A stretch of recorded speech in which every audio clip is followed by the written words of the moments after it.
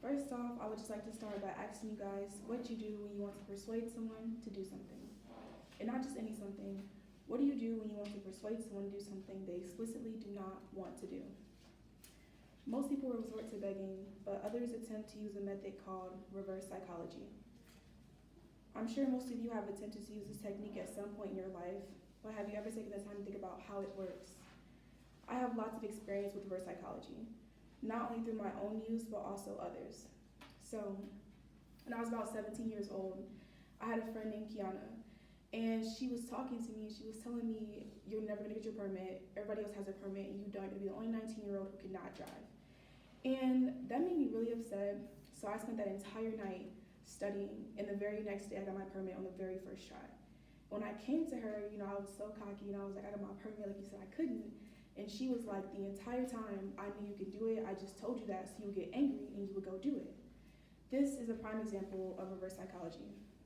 Over the past few days, I have researched it even more to help you guys understand what causes humans to be so drawn to do the exact opposite of what they are supposed to be doing. Reverse psychology is a common therapy that works effectively. There are many theories about why it works, but the reactance theory and the type of person you need for it to work is what I'll be focusing on today. The reactance theory is one that I hadn't heard of before I started my research for this topic. According to the American Psychological Association Dictionary, last updated in 2022, when people feel coerced into a certain behavior, they will act against the coercion, often by demonstrating an increased preference and the behavior that is restrained. This is a big part of a human's need for free will.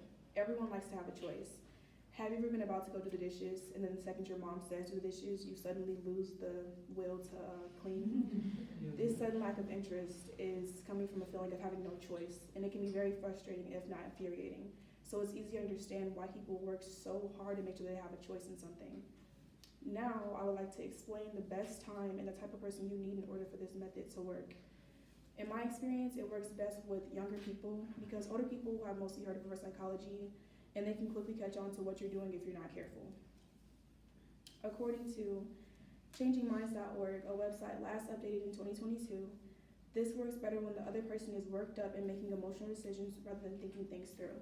So I know from my personal experience this is true because my friend Kiana used that time. She knew that not having a license was a very vulnerable and personal topic for me, and she used that against me to catch me up and something that I would usually notice, but since I was upset, I didn't even realize what the tactic she was using. I actually personally really like challenges, and I don't like to lose, and this all ties back to that need to have control over our own actions and that inevitable human nature to not feel bossed around or manipulated. Sometimes by trying to prevent it, you can land and end up right where you don't want to be. In conclusion, reverse psychology is much more common than people think, and ideas like the reactance theory or the way letting your emotions get in the way can make it easier to manipulate you. Is helpful to know to prevent yourself from becoming its next victim.